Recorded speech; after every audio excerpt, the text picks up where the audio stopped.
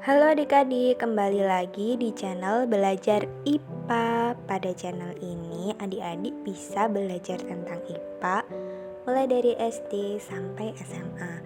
Nantikan video-video seru lainnya ya. Pada video kali ini kita akan bahas tentang klasifikasi materi kelas 7 SMP. Yuk simak. Sebelumnya, bagi adik-adik yang baru bergabung di channel ini, kakak ucapkan selamat datang. Bagi adik-adik yang udah lama gabung, selamat datang juga. Kali ini kita akan belajar tentang unsur, senyawa, dan campuran. Tapi sebelumnya, bantu kakak untuk kembangin channel ini yuk. Caranya gampang, cukup dengan subscribe. Thank you. Klasifikasi materi dibagi menjadi dua, ada yang namanya zat tunggal dan ada yang namanya zat campuran. Zat tunggal itu terdiri dari unsur dan senyawa. Kalau campuran, ada campuran homogen, ada campuran heterogen. Judulnya klasifikasi materi. Kita harus tahu dulu dong apa itu materi. Materi itu sesuatu yang mempunyai massa dan menempati ruang. Nah, kalau adik-adik ingin mengelompokkan suatu benda, ada sekelompok benda nih misalnya, terus adik-adik ingin mengelompokkan, ingin misah-misahin. Caranya adik-adik itu harus mengamati karakteristik benda-bendanya. Lalu adik-adik catat persamaannya apa, perbedaannya apa antar sifat-sifat benda. Setelah itu baru diklasifikasikan berdasarkan kelompok-kelompoknya, berdasarkan yang punya persamaan yang sama. Lalu setelah itu adik-adik beri nama per kelompok itu benda apa. Materi berdasarkan wujudnya dibagi menjadi 3. Kira-kira 3 itu apa aja ya dek? Apa ada hubungannya sama gambar itu? Ya benar, ada hubungannya. Yang sebelah kiri itu ada batu, yang tengah ada cairan yang ada di dalam gelas. Kamu tahu nggak itu gelasnya namanya gelas apa? Kalau di laboratorium itu namanya gelas Erlenmeyer. Unik ya bentuknya. Terus yang paling kanan sendiri itu ada gelembung-gelembung gas. Maksud saya itu gitu. Karena kan gimana ya cara gambarinnya gas kan gak kelihatan. Jadi saya umpamakan pakai gelembung-gelembung itu. Jadi materi itu dikelompokkan menjadi 3, yaitu zat padat, zat cair, dan zat gas. Gambar batu tadi melambangkan zat padat. Gambar zat cair dilambangkan dengan gambar cairan yang ada di gelas Erlenmeyer. Lalu yang gelembung-gelembung udara melambangkan zat gas. Dari ketiga wujud materi itu ada perbedaan di antaranya. Yang pertama, zat padat. Zat padat mempunyai bentuk dan volume yang tetap. Jarak antar partikel zat padat sangat rapat. Karena jaraknya sangat rapat, maka partikel-partikel zat padat tidak dapat bergerak dengan bebas. Yang kedua, ada namanya zat cair. Zat cair mempunyai volume tertentu, tapi zat cair tidak mempunyai bentuk yang tetap karena zat cair selalu mengikuti bentuk wadahnya. Jarak antar partikel zat cair lebih renggang. Karena jaraknya lebih renggang, partikel-partikel zat cair dapat bergerak namun terbatas. Terakhir, ada namanya zat gas. Zat gas tidak mempunyai volume dan tidak mempunyai bentuk. Jarak antar partikel zat gas sangatlah renggang. Karena jaraknya sangat renggang, partikel-partikel gas dapat bergerak dengan leluasa, dengan bebas. Unsur merupakan zat tunggal yang tidak dapat diubah lagi menjadi zat yang lebih sederhana dengan cara kimia biasa. Bagian terkecil dari unsur adalah atom. Jenis-jenis unsur itu ada 3. Ada unsur logam, ada unsur non-logam, ada unsur buatan, atau unsur sintetik. Tabel ini namanya tabel periodik. Cara memberi lambang unsur berdasarkan Berzelius. Yang pertama, setiap unsur dilambangkan dengan satu huruf, yakni huruf awal dari nama latinnya. Huruf awal ditulis dengan huruf kapital atau huruf besar. Bagi unsur yang memiliki huruf awal yang sama, ditambah satu huruf kecil dari nama unsur tersebut. Misalnya aluminium, Al, gitu. Perbedaan unsur logam dan unsur non-logam. Unsur logam berwujud padat pada suhu kamar, kecuali raksa. Maksudnya suhu kamar itu apa sih, Dek?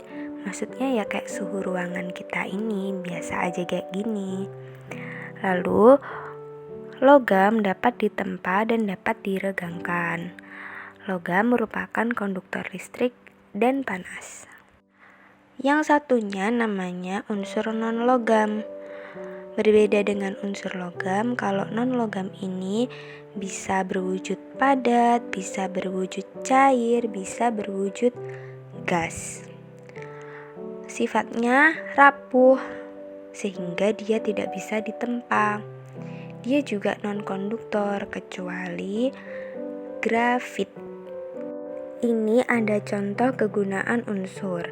Ada yang namanya natrium, penulisannya N besar A kecil.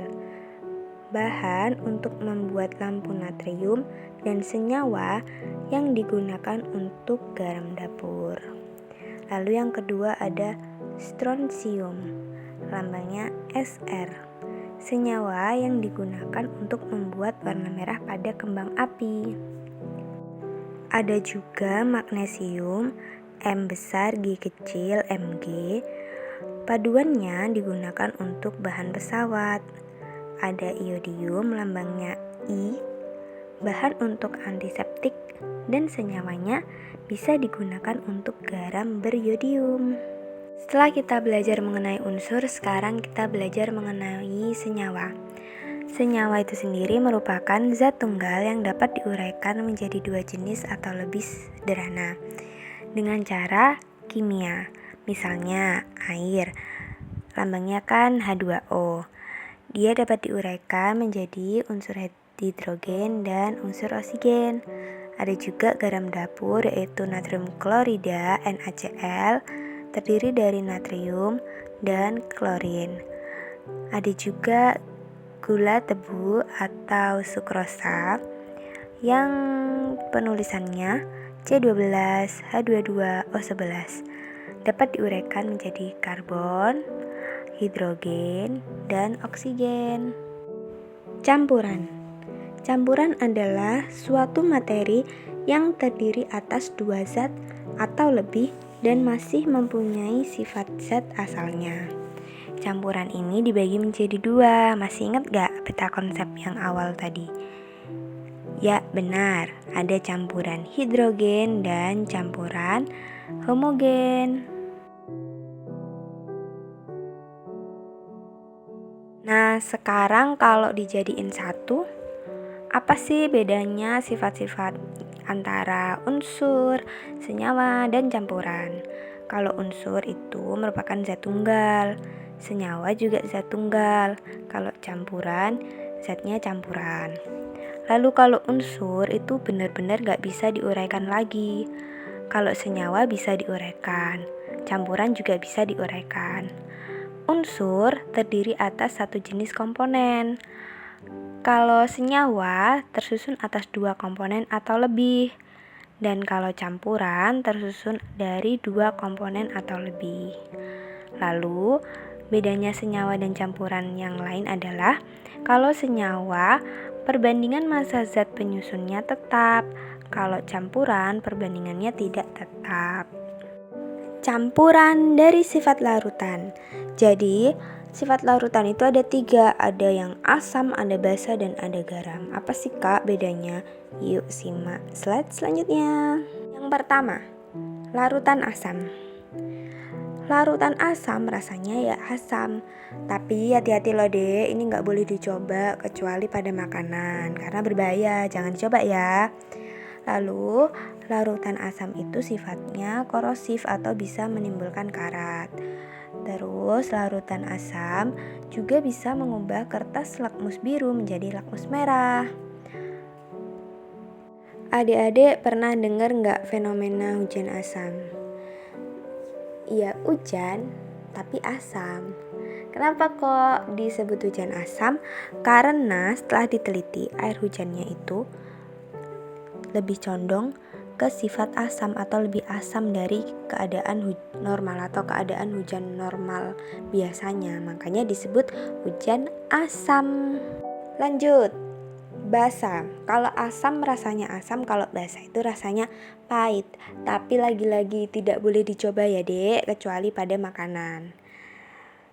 Terus ada juga sifat yang larutan basa itu licin di kulit dan dia bisa merubah kertas lakmus merah menjadi biru. Yang terakhir ada yang namanya larutan garam. Garam dapur atau namanya NaCl, natrium klorida. Senyawa garam ini dibentuk dari reaksi asam dan basa atau biasa disebut reaksi netralisasi. Pada reaksi netralisasi dihasilkan garam dan air. Jadi bisa dilihat yang ini bersamaan di bawah, ada asam plus basa, hasilnya garam plus air. Ini yang bawah lagi HCl, HCl itu termasuk asam, NaOH itu termasuk basa, hasilnya NaCl plus H2O, itu lambangnya. NaCl lambang garam, H2O lambang air. Pinter. Selanjutnya ada yang namanya indikator. Indikator itu apa sih Kak? Indikator itu yang bisa menentukan ini masuk larutan asam kah, atau masuk basa kah, atau ini benda ini atau sesuatu ini termasuk asam atau termasuk basa. Jadi indikator itu dibagi jadi 2, ada indikator alami, ada indikator buatan. Kalau alami ya kita bisa pakai bahan-bahan yang ada di sekitar kita. Misalnya kita pakai kunyit, bunga mawar, kubis merah, kubis ungu, bunga sepatu. Caranya itu biasa dihaluskan lalu dicampurkan pada larutan yang ingin diuji. Kalau larutan yang berubah warna nanti termasuk larutan asam atau basa kayak gitu. Ada juga yang namanya indikator buatan. Kalau indikator buatan itu biasa di lab ngujinya pakai kertas lakmus. Jadi kertas lakmus itu ada 2, ada lakmus merah, ada lakmus biru. Kalau lakmus merah ditetesi larutan berubah jadi biru, berarti dia basa. Kalau lakmus biru ditetesi larutan, dia berubah jadi merah, berarti dia larutannya asam. Ini pemisahan campuran. Jadi ada 5 cara pemisahan campuran. Yang ini 3 dulu. Ada filtrasi, sentrifugasi, kromatografi. Kalau filtrasi itu penyaringan untuk memisahkan zat dari suatu campuran. Umumnya digunakan untuk memisahkan padatan dari cairan. Misalnya kamu bikin larutan tanah kasih air. Terus tanah itu kan pasti ada yang kasar kan ya, ada kerikil-kerikilnya. Nah, itu bisa disaring atau dipisahkan dengan filtrasi. Lalu sentrifugasi itu pemisahan padatan yang halus banget. Jadi ada pasir yang halus kan, tadi pasirnya ada yang kasar, ada yang halus, itu kan masih kecampur sama air. Nah, itu bisa dipisahkan melalui cara sentrifugasi. Lalu ada kromatografi, didasarkan pada perbedaan kecepatan merambat antar partikel yang bercampur dalam suatu medium diam ketika dialiri suatu medium gerak.